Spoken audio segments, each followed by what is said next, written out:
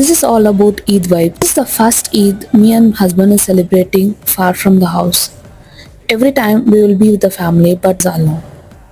Here we have a friends. I just make a biryani for them. One thing other than India, it's a difference is everything is a self-service. Here, if you buy any non-veg, you have to clean up everything. They'll give full chicken. Eid is for mutton biryani, but I prepare chicken biryani here because the mutton, I don't know how much the quality here it is having. So as I have to give a friends, I just want to make sure everything is good. So I go with the chicken, and we went for Eid outing and just to go for one more round biryani.